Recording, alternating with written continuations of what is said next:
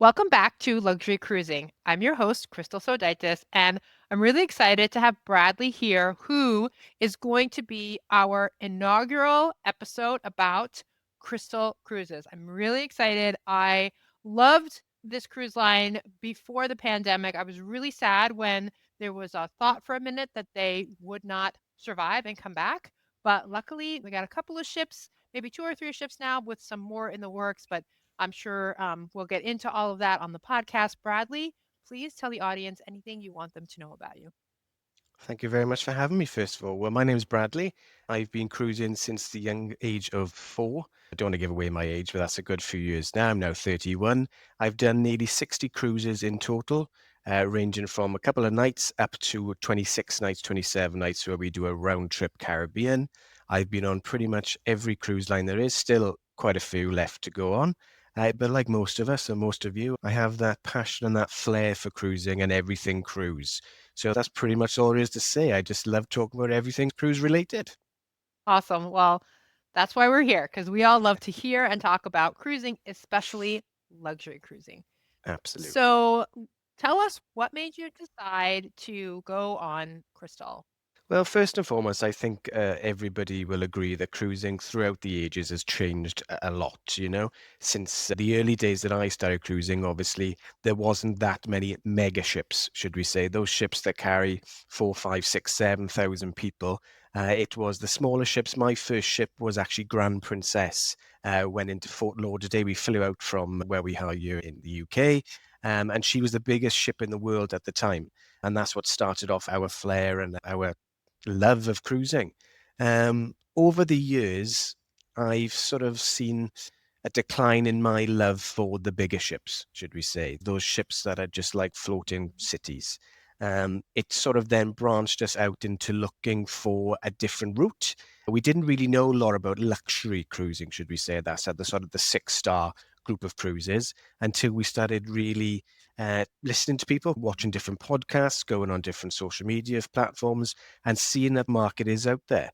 So when I saw a few of these reviews, as many of us do on YouTube, I saw the likes of Crystal Cruises and thought, you know what, why not this give it a go? And should we say, from the moment we said go, it's been a journey in which we've said, wow. And only recently, might I add.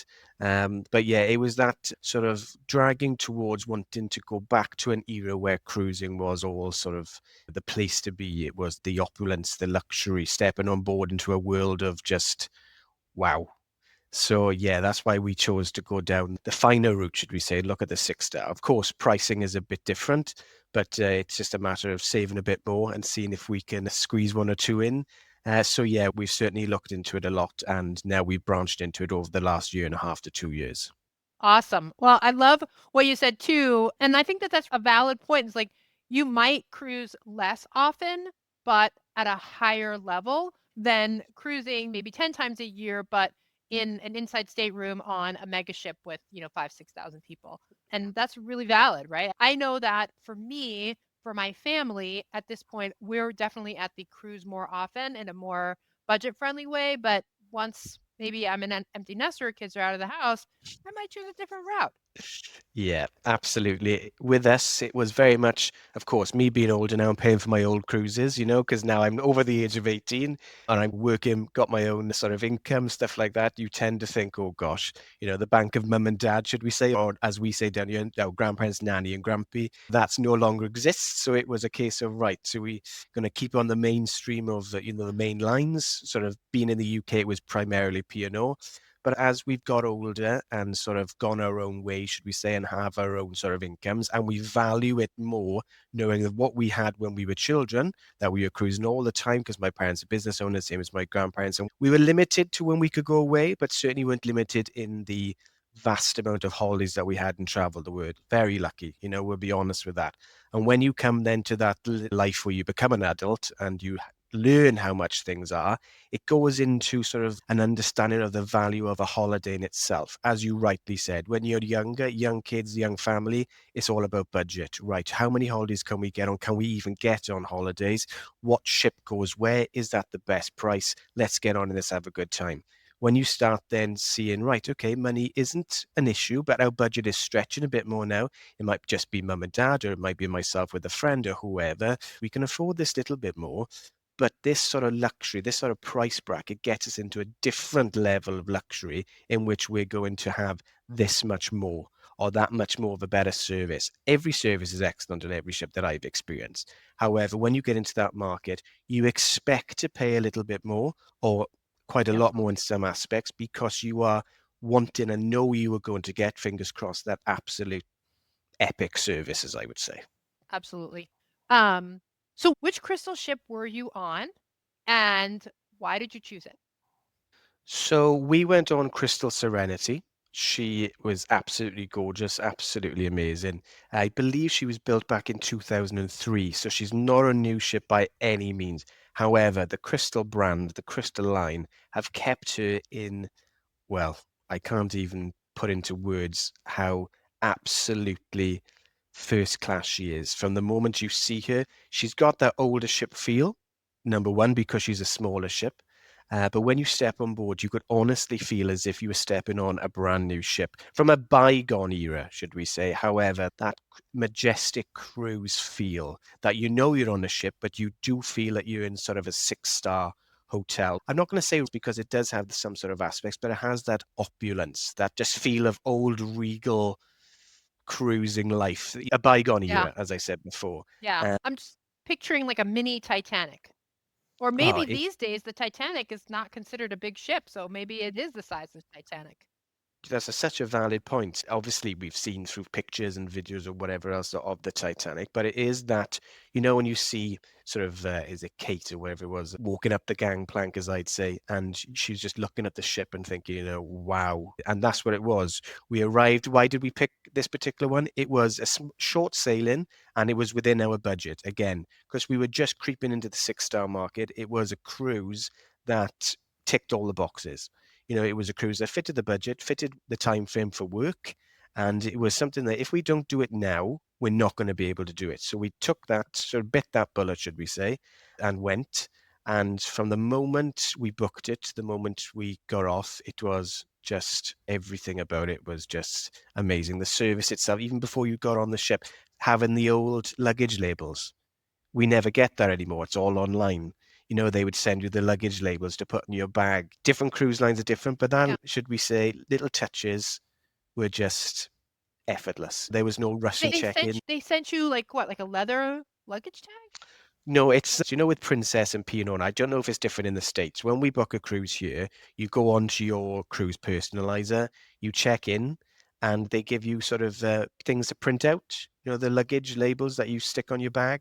Do you have that there in the States, or Yeah. is it different? Yeah. Yeah, they send you, it's not leather, but it's a very nice sort of the old luggage labels that you'd have, which is all printed, all Mhm. symbolized, all the everything's on there. And it was just little touches like that. Like you didn't have to fuss around with going online and printing it out and making sure that it's clipped and Yeah. sellotaped or however way you do it. That nostalgia, they're trying to do that and getting it right. They send you a little booklet of everything about your cruise and all your information is there. And there's no such thing as waiting half hour, 40 minutes on a phone to speak to one of, the members in the team. Pick up the phone within minutes. Yes, this is your personal concierge. What can we do for you? And yes, you get that with other lines, but nothing was a rush. Nothing was too much. I can see this is your first Crystal cruise. Right, this is going to be a little bit different. There's nothing at the quayside. When you arrive, your bags are gone and you walk and you check in on the ship. It was just, oh, we haven't done this before. What is this? It's like a kid in a sweet shop. Yeah. It was getting greeted by a glass of Yeah. champagne even before you get on the ship and walking on. And then there's another glass of champagne. And by the time you check in, you think, God, do you remember my name? It's like, how many glasses of Yeah. champagne have I had? It was, yeah, superb. That's amazing. Wow, that sounds amazing. So you get on the ship and you said it was opulent, the decor was sort of like old classic cruising decor. How was the room? Oh, the suites. That's another thing. The rooms themselves. You see these big ships now, and yes, they are fabulous and they're modern, but they're compact. I sail in inside cabins because that fits my budget, and I go with my friends and family, and they're lovely. They fit a purpose, should we say. Even the smaller suites or Mhm. cabins. Something when you walk into a 5 or 6 star resort hotel and you know by looking at the bed linen, the fresh fruit baskets, the fully stocked mini bar. On certain categories, you get a butler. We had a butler and he was fantastic and greeting us before we even got to the suite and showed us around. And the scent that comes from somewhere we couldn't even know where it was coming from. It Mm. was just that opening the door. Well, first of all, we didn't open the door. The butler opened the door. So that was a shock by itself. And you'd walk in, and this Yeah. suite was, we certainly didn't have the highest grade suite. We had a sapphire veranda suite, which is sort of mid level, which is absolutely stunning. And you've got an iPad there, which I never thought I'd see. Being on a ship that's nearly 30 years of age, an iPad that controls everything, or it's got everything on there. You know when I say they are older Yeah. ships, but they've caught up with modern technology, it was like, oh wow. And for someone like me, that was excellent because I deal with an iPad every day. I work on it. I know how to use things of our generation. That's how today's world works. USB sockets. It was like, gosh, we'd brought all adapters, thinking, right, there's going to be a select few little plug sockets, and there wasn't. Everything was there. You could go That is around the really nice to room know. That is really with nice your to hear. finger, and it was so clean. It was just, yeah. They've Mm. sort of caught up with the world as it Yeah. is today. They know that their ships are old. However, they've made that old girl ship, should we say, as we always say about a ship, they're always female, to this modern day luxury boutique resort that's 21st century, but feels like you're back in that bygone era of cruising. It's amazing how they've amalgamated it all into something that's superb. I love it. It's almost like they took the ship down to the studs and, like, revamped it, redid the electrical, redid all of the, putting in USB ports. Because I mean, I've been on ships certainly newer than 20, did you say it's 20 years old? 2003, I believe she was built. Yeah. I've been on ships way newer than that, that had, like, 2 plugs and not even a USB. So that's really impressive. It is. And they're constantly refurbing the ship. We were speaking to the crew members. It's one of them ships where you see reviews or you see people video a ship when it's gone into dry dock and you see what they do there, painting, changing carpets, all that sort of thing. That happens daily on a Crystal. I don't mean now that's all you see is people fixing things. I don't mean that. I mean you walk out on the teak deck, the actual deck that goes around the ship, the promenade, and you're looking at the team just touching a paintwork or looking for a bit of rust. And it's like you're walking past going, wow, I've got a car that's a few months old and it's nowhere near in Yeah. good nick as the ship. It's like they treat the ship like a member of the family. And to be fair, without the ship, it's nothing. And they treat Right. that ship like a classic car that's worth endless amounts of money. You can't put a price tag on it. If most people see these ships and think, gosh, that's a very small ship, that looks very old, and they step on board, they'll go, my gosh, this ship is newer than most of the brand new ships that have just come out of the dockyard. It's just sensational. Yeah. Yeah. How many passengers Right. it I held? believe, don't quote me on the exact number, but it was circa 740, 750, something like that. So it's, as I said, a small ship. However, Crystal, Mhm. again, this has Yeah. come from the team that we were speaking to on Yeah. board, sail around 75% capacity. So at any one time, there's about 500, 550 on the ship. Yeah. So when I say a luxury yacht feel, that's Mhm. how it was. You could walk around. I know this doesn't sound a long time, 5 minutes, but you could walk around for 5 minutes and not see anyone. Can you imagine that on Wow. today's massive cruise liners? Yeah. You Yeah, know, that's it's quite a just stat. Yeah. non-existent. Yeah. You know, we would walk on the promenade deck daily because I went with my mum, and we would walk around, and it's all on my Instagram and TikTok actually. We were just filming and taking photos of nothing because there was nobody there. So you can imagine people Mhm. looking at us and they're thinking, why are they taking photos of nothing? It was to show that there was nobody Yeah. else All the around us. space. The space, the feeling of, oh my gosh, am I on my own yacht? It's like, oh, is this how a billionaire feels on his big yacht, out in the south Mhm. of France? It was just, oh, can't look at me smiling just thinking about it.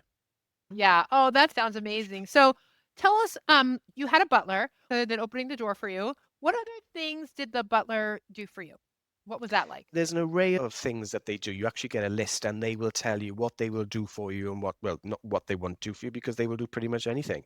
For us, because it's a new feeling, yes, we've been on other lines that we've had butlers, as I said, the bigger lines.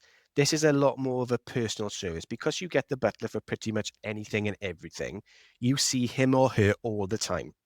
It's not like the other ships where you might see them on the first day and then they come every now and then to drop off canapes or something like that.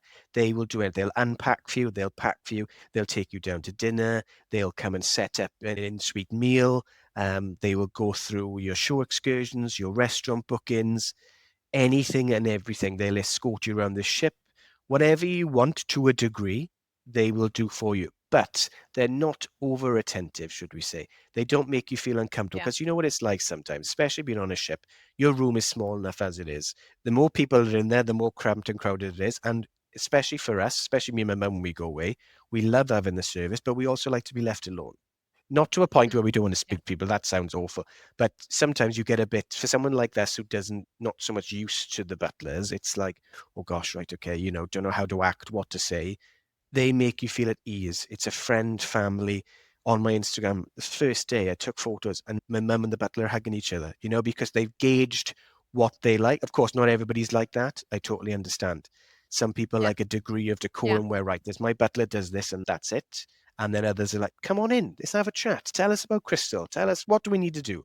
And that's what they're like. So I would say you can have anything Yeah. ranging from family friendly to having a chit chat, as we would say, and coming in and just chatting to doing pretty much your packing, unpacking, and taking you around the ship, serving you whatever you want within your suite, and doing anything they can for you. That's beautiful.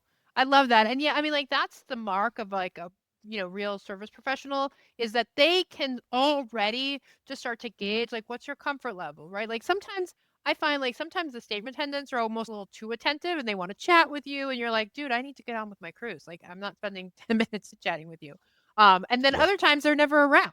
You're like, where's my stateroom attendant? I can't find them. And so having someone, and I'm sure that's kind of what goes into when they select someone as a butler is that they can get that sense already from people how much attention they may or may not want. So that's amazing. absolutely, without I a love doubt. it. So, It's brilliant. yeah. So you mentioned the food. Tell us what was the food like on Crystal?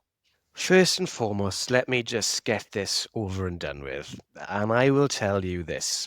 I have done nearly 60 cruises on every line, and I will say with heartfelt confidence and from personal experience that Crystal were up there, if not the best food at sea or on land that I and my mum have ever tasted. So much so that we didn't even go to the main dining room, even though it was a shorter cruise, because specialty dining to a point is included on Crystal. You get a set amount of times you can go to certain restaurants. We were just solely amazed at what we were getting, even to room service. There was one afternoon when we came off, it's called Set or Seti in France, down in France, a lovely little town where we'd come on and lovely sunset. We thought, should we just stay on the balcony? Fillet steak, creme brulee, anything you wanted, anything from the main dining room, even if they could get it, they would deliver it. And it was just the best quality. I can't even put into words the taste of some of the meals that we've had, even to the point where I call it a buffet. Obviously, it's a bit different on, 6-star, these luxury cruises, they call it Yeah. marketplace or whatever they decide to call it. Oh, well, if you're serving the likes of steaks and crabs and lamb and all this array of food where you don't even get sometimes in the main dining room, and not just that, it wasn't the quality, it was the fact of you're walking around this buffet and it's just you and a few other people. There's no lines, there's no queuing, there's no thinking, oh gosh, grab whatever you can as quickly as possible because somebody else is here or somebody's behind you or there's so many people. They make food in front of you for you. Your pasta, your salads. My mum is a very healthy eater and she likes her salads. There was even salads there that she didn't even know existed. When Wow. you see that, you're like, wow. To the point where one of the times we went to the buffet, one of the crew came up to us and said, the buffet's closing in 10, 15 minutes. We're like, wow, okay, no problem. Thank you for coming to tell us. Something like that on a bigger ship you don't get because there's not enough staff, Hmm. first of all, or you don't Yeah. know. They come with you. Right, would you like me to carry this? What would you like? Would you like a salad? I'll get you salad for you, ma'am. Please go over there and see what else you'd like. Would you like lamb chops? Well, you're not going to have these. These are for display. We're going to cook fresh ones for you. How do you like them? Pink, well done. And it was like, this is the buffet, isn't it? Not a restaurant. And it was just Yeah. unbelievable. But I will say, the restaurants on board, there was two in particular. They were all amazing. There's one called the Beef Bar, which is exclusively to Crystal. It's a place as well in Monaco, I believe, or Monte Carlo. It's a brand of the Beef Bar, which was unbelievable. It's got a bougie vibe to it where you can go there for lunch or dinner. This is all included. And they're serving you Wagyu beef, which is all in no upcharge. You can have it in Mm. a sandwich. There's the bao buns. I know we can Yeah. all pronounce things differently. Um, Even at lunch, they're pulling this off and there's steam coming out of it, and all the mist and the smell. And this is just lunchtime. And you're sitting there going, are we experiencing this? And the only Nobu or Nobu, whichever way you say it, at sea. So Yeah. on a cruise ship. So there's Symphony and Serenity, Nobu or Nubu. They're exclusively to Crystal. I will tell you, it is the best experience we have ever had on land or sea in terms Yeah. of quality, quantity, service, atmosphere. Well, it's called Umi Uma. That's what the restaurant is called. So it's Umi Uba Nubu at sea. Umi. We're Yeah. not into that type of cuisine because we don't have it where we're from. Down in South, we don't have a lot of that cuisine here. However, Yeah. we tasted everything because this team around us, right, this is what you don't like spice. Okay, this is what I recommend. And it's not one thing. They ordered everything. We were there for 3.5 hours of Wow. pure Wow. enjoyment. Is it like Asian fusion or more Japanese sushi? What kind of food? It's a mixture. Again, I'm not 100% on exactly what it is because I'm not very good at that sort of cuisine.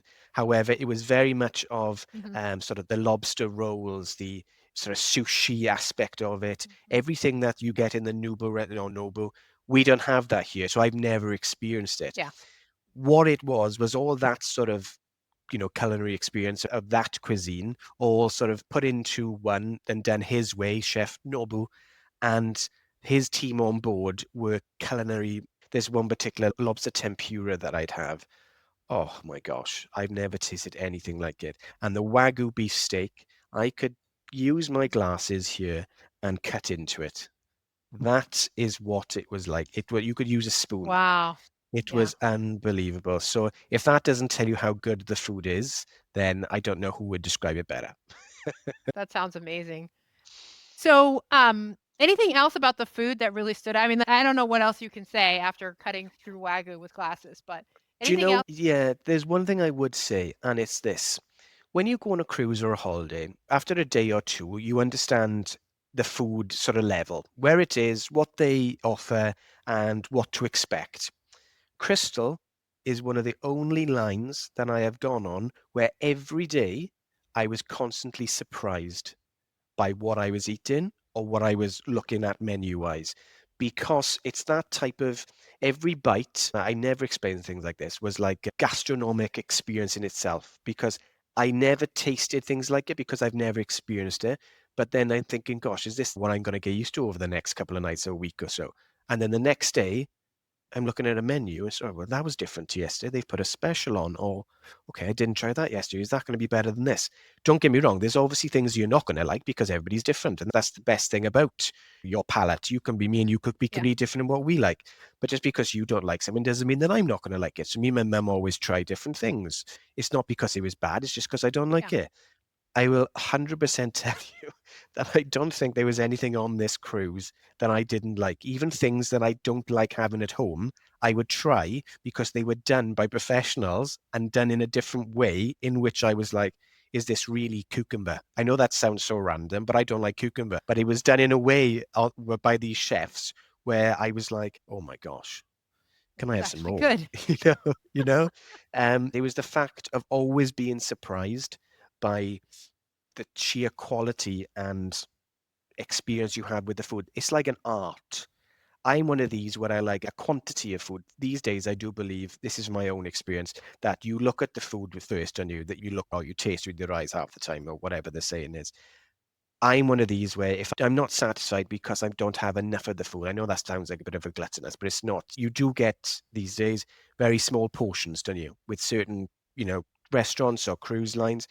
With Crystal, it was always the Yeah. perfect amount, but not just that. It was, would you like another? Or they'd slip in something like you'd say how amazing your starter was, and then you'd have your main, and then lo and behold, a small version of your starter you just had just comes next to you because the waiter knows how much you liked it.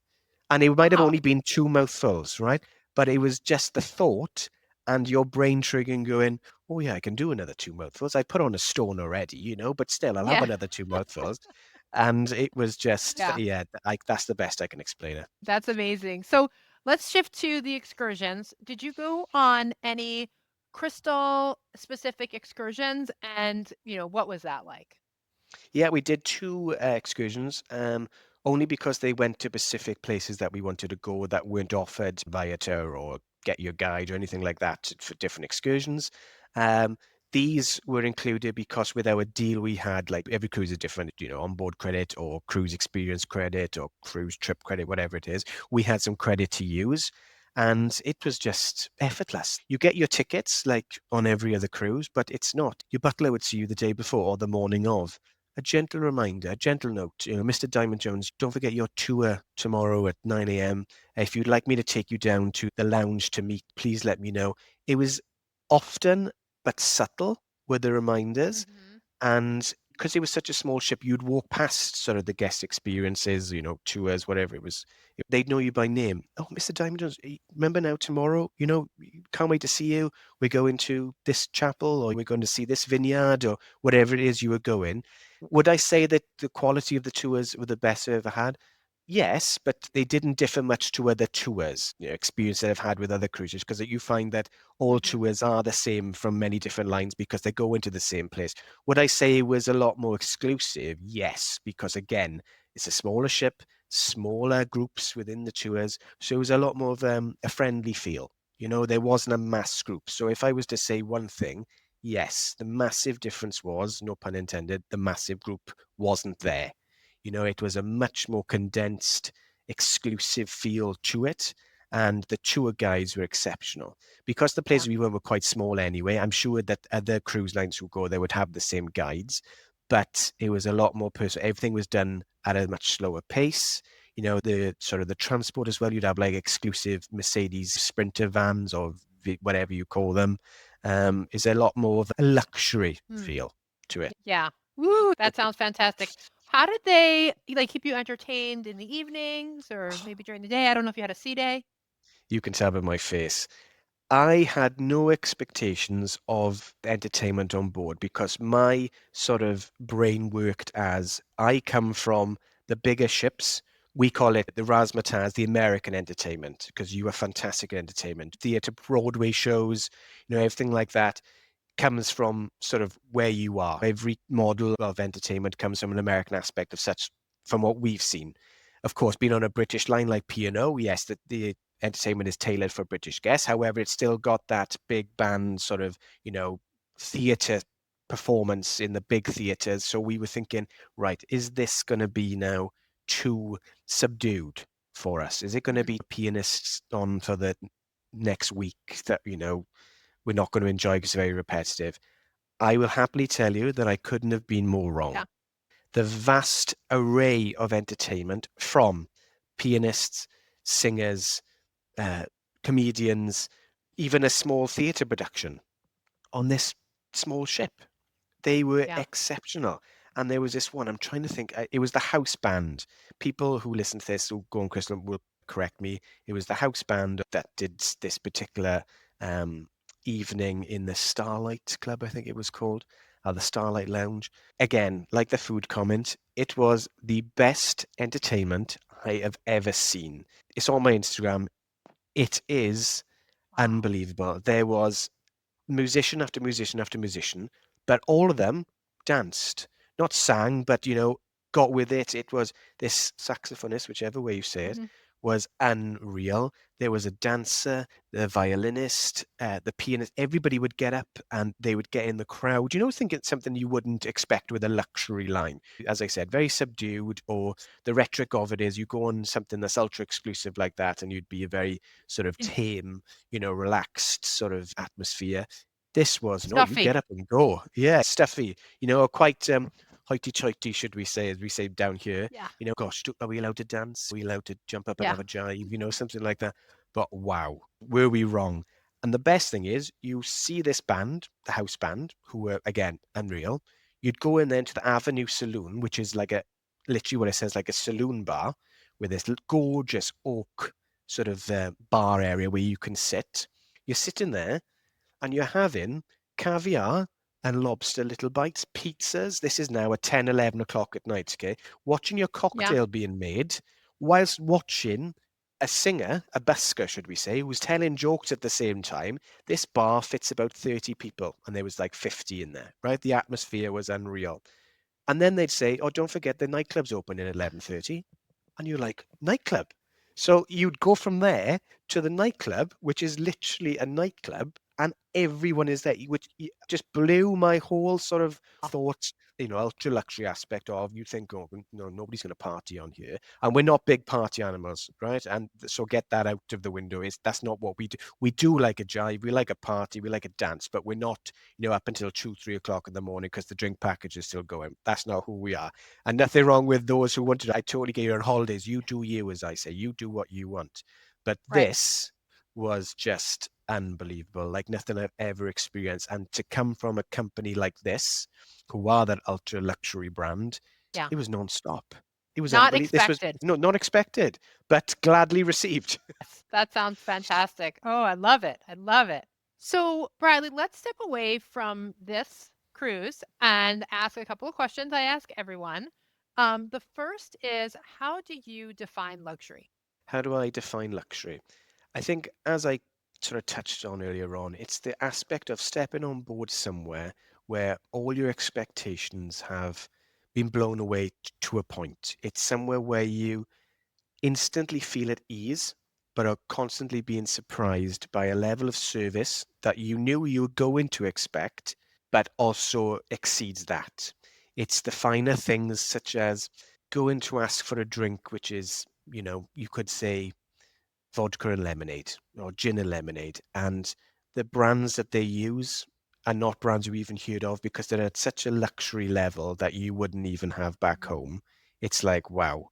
It's like stepping onto a magic carpet, as I would say. Now understanding what luxury cruising is about, because I've done other luxury brands, I can safely say that it's best phrased like this: stepping into a world where you feel at home but also feel like you're treated like royalty. That's my understanding of it. Now, that might not be to other people Wow, I love that. in the same aspect.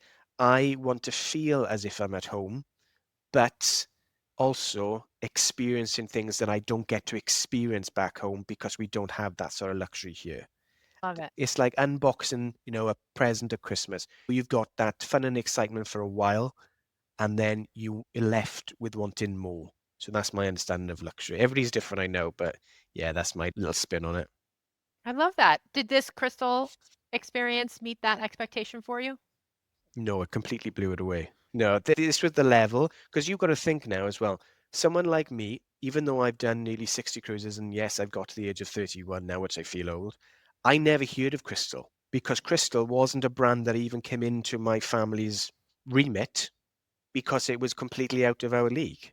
And not just that, because it was such a small company, we were never looking at luxury brands or Yeah. luxury lines. So we never heard of it until whatever they like to call YouTubers, influencers, bloggers, until I saw these reviews and I saw them. There was actually one that I saw called the Posh Travel Blog, who were fantastic. And they introduced me to this crystal brand by watching their review. Again, everybody's different. Everybody has a different experience. But when I saw it and we saw this deal, and it was only because of the deal, even though we'd seen reviews, because again, this was out of our price range.